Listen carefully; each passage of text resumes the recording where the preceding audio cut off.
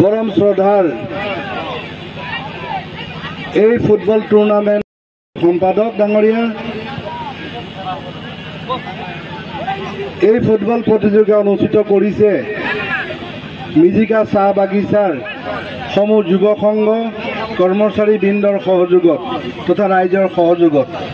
মই ইতিমধ্যে গম পাইছোঁ এই ফুটবল প্ৰতিযোগিতা 2012 চনৰ পৰা অনুষ্ঠিত কৰি আহিছে। মই আগতে শুনিছিলোঁ এই ফুটবল খেলাত মানুহ বহুত যথেষ্ট হয়, ইয়াত মানুহে গেলেৰীও বনায়। সঁচাকৈও মই বাঁহৰ গেলেৰী প্ৰত্যক্ষ কৰিছোঁ।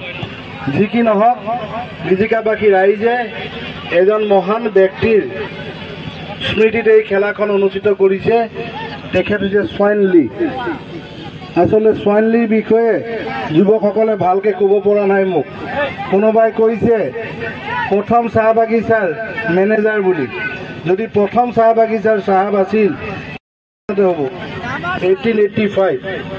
গতিকে মই মিজিকা চাহ বাগিচাৰ মেনেজাৰৰ লগত কথা বতৰা পাতিম। সোৱাইন লী কোন, সেই চাহাবজননো কোন, তাৰ বিষয়ে আমি ভালকৈ জানিব লাগিব। বোধ কৰোঁ সেই চাহাবজন ফুটবল খেলত অনুৰাগী আছিল, সেইকাৰণে ইয়াৰ যুৱকসকলে তেখেতক স্মৰণ কৰি এই ফুটবল খেল অনুষ্ঠিত কৰিছে। যি কি নহওক, ফাইনেল খেলৰ দিনাখন মই মিজিকা চাহ বাগিচাৰ অফিচত ৰেকৰ্ড চাম যে মিজিকা চাহ বাগিচা আমাৰ ইয়াত কিমান চনত আৰম্ভ হৈছিল। মোৰ হিচাপত 1885, 86, 87 চনমানতে হ'ব। তাত মেনেজাৰ কোন আছিলে, সোৱাইন লী নামৰ এজন চাহাব আছিল নে কিমান চনত আছিলে, এই সঠিক ডাটা দিব পাৰিলে মোৰ ভাল লাগিব। ইমানখিনি মই ক'ব নোৱাৰিম। যি কি নহওক, মই আজি 2 বছৰমানৰ পৰা এই মিজিকা ফুটবল খেলপথাৰলৈ আহিছোঁ। ল'ৰাবিলাকে খুব সুন্দৰভাৱে খেল অনুষ্ঠিত কৰে। মোৰ তালৈতে তেওঁলোক 3বাৰমান গৈছিল। ৰাতি যায়, ৰাতিপুৱা যায়, পাৰ্মিশ্যনৰ কাৰণে যায়, টিমৰ কাৰণে যায়, বহুত কষ্ট কৰিছে।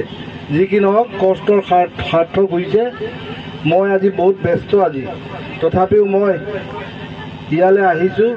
2টা দলকে মই শুভেচ্ছা জনাইছোঁ। 2টা দলে নিশ্চয় ভাল খেল প্ৰদৰ্শন কৰিব। এইখিনি কথাকে কৈ মই সমূহ ৰাইজক মোৰ আন্তৰিক ধন্যবাদ জনাইছোঁ। আৰু স্থানীয় বিধায়ক হিচাপে মই যেনেধৰণে সহায় সহযোগিতা কৰিব লাগিব, মই নিশ্চয় সহায় সহযোগিতা কৰাৰ আশ্বাস দিছোঁ। ধন্যবাদ।